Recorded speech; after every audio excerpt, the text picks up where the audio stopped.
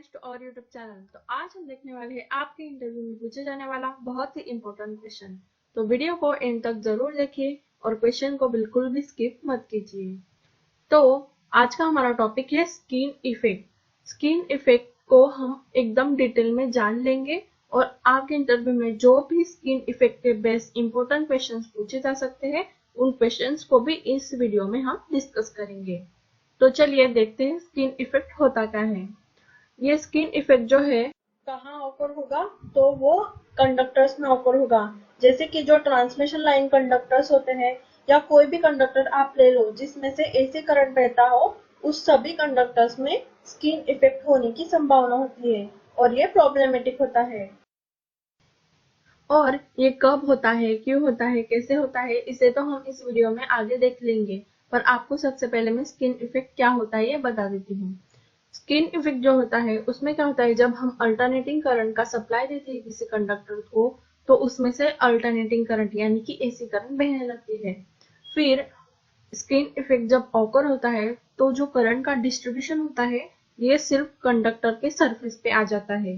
यानी कि ये जो आपको रेड रेड दिख रहा है ये कंडक्टर का डिस्ट्रीब्यूशन जो है वो इस एरिया में बहुत ज्यादा हो जाता है और जो सेंटर होता है कंडक्टर का वहां पे बहुत कम मात्रा में कंडक्टर का डिस्ट्रीब्यूशन हो जाता है। तो ये जो कंडक्टर का डिस्ट्रीब्यूशन है वो स्किन पे आ रहा है, इसलिए इसका नाम जो है वो स्किन इफेक्ट दिया गया है। क्योंकि करंट जो है वो सबसे ज्यादा कहाँ पे डिस्ट्रीब्यूट हो रहा है, कंडक्टर की स्किन पे। तो इसी वजह से इसको हम स्किन इफेक्ट भी स्किन इफेक्ट कहते हैं।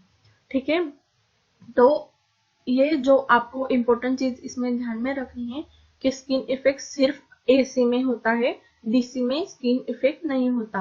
तो इसका मेन इम्पोर्टेंट जो रीजन है वो आपको समझना होगा कि अल्टरनेटिंग करंट में ही क्यों स्किन इफेक्ट ऑकर होता है और डीसी में क्यों नहीं होता। तो चलिए अब हम इसे समझते हैं। अब सपोज कि आपने किसी कंडक्टर को डीसी सप्लाई दिया है।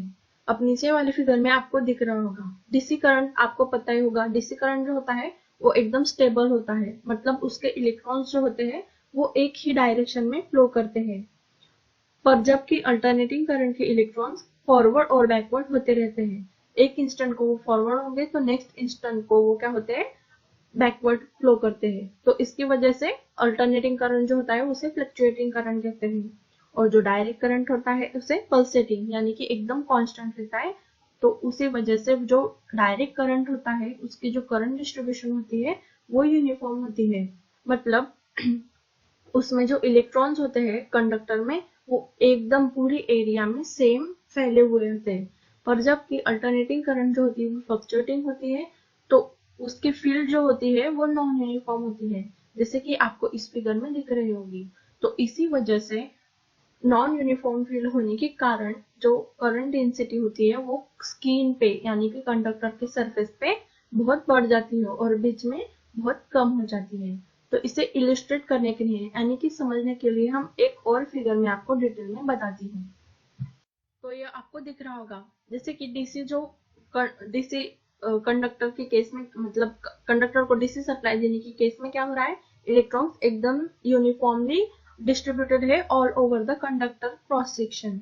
पर जबकि एसी में क्या हो रहा है, नॉन यूनिफॉर्म फील्ड के कारण, नॉन यूनिफॉर्म करंट के कारण जो होता है वो सिर्फ करंट डिस्ट्रीब्यूशन मैक्सिमम हो रहा है कंडक्टर की सरफेस पे। तो इसी वजह से एसी करंट में नॉन यूनिफॉर्म करंट डिस्ट्रीब्यूशन होता है, नॉन यूनिफॉर्म फ्लक्स डेंसिटी होती है और नॉन यूनिफॉर्म करंट उसकी कंडक्टर की क्रॉस सेक्शन में बहता है। ठीक है, तो यही रीजन है कि एसी में स्किन इफेक्टिव होता है और डीसी में क्यों नहीं होता। तो आपके दिमाग में यह सवाल आया ही होगा कि जो करंट डेंसिटी है वो कंडक्टर के सरफेस पे ही क्यों मैक्सिमम है। करंट डेंसिटी कंडक्टर के सेंटर में भी तो मैक्सिमम हो सकती थी, पर ये क्या है, वो सिर्फ कंडक्टर के सरफेस पे ही मैक्सिमम है। तो इसका जो रीजन है वो आपको मैं बताती हूँ। इसे समझने के लिए हम एक स्ट्रैंडेड कंडक्टर का एग्जांपल लेते हैं। अब आप ऊपर देख रहे होंगे एक इनर कंडक्टर है और इसके सराउंडिंग में 5 आउटर कंडक्टर्स है। तो जो इनर कंडक्टर है उसे उससे क्या हो रहा है, ये जो पिंक कलर का है वो हर एक कंडक्टर का फ्लक्स लिंकेज है। अब जो इनर कंडक्टर है उसके फ्लक्स लिंकेज को आप ध्यान से देखिए, उसे पांचों कंडक्टर्स का फ्लक्स लिंकेज क्या हो रहा है, मिल रहा है। तो उसकी वजह से उस एरिया में क्या हो जा रहा है, इनर कंडक्टर की फ्लक्स लिंकेज जो है वो बहुत मैक्सिमम हो जा रहा है। और जबकि फ्लक्स लिंकेज मैक्सिमम है तो करंट कैसा होता है, मिनिमम होता है। अब ये होगा इनर कंडक्टर के केस में। अब किसी आउटर कंडक्टर को आप देखिए, अब ये आउटर कंडक्टर का जो फ्लक्स लिंकेज है वह सिर्फ उसी कंडक्टर के फ्लक्स लिंकेज से घेरा हुआ है। तो वहां पे क्या है, इनर कंडक्टर की मुताबिक आउटर कंडक्टर में जो फ्लक्स लिंकेज है उसकी मात्रा बहुत ही कम है। तो फ्लक्स लिंकेज जो है वहां पे मिनिमम है तो करंट कैसा है, मैक्सिमम है। तो सेम फेनोमेनन जो है वो अपने सिंगल कंडक्टर में भी फॉलो होता है। अब आप नीचे की फिगर पे आइए, यहाँ पे सेम हो रहा है जैसे कि ऊपर हो रहा था। आउटर कंडक्टर की जो करंट थी वो मैक्सिमम थी और इनर कंडक्टर की जो करंट थी वो मिनिमम थी due to maximum flux linkage. तो यही फेनोमेना नीचे भी फॉल हो गया। उसी वजह से जो है वो कंडक्टर के आउटर सरफेस पे ही करंट डेंसिटी मैक्सिमम है और इनर सरफेस पे करंट डेंसिटी एकदम मिनिमम है। तो ठीक है, ये भी बहुत इंपॉर्टेंट है, आपके इंटरव्यू में पूछा जा सकता है। और एक इम्पोर्टेंट पॉइंट रह गया है जो कि है फ्रीक्वेंसी। ये स्किन इफेक्ट जो होता है वो फ्रीक्वेंसी के भी डिपेंड करता है।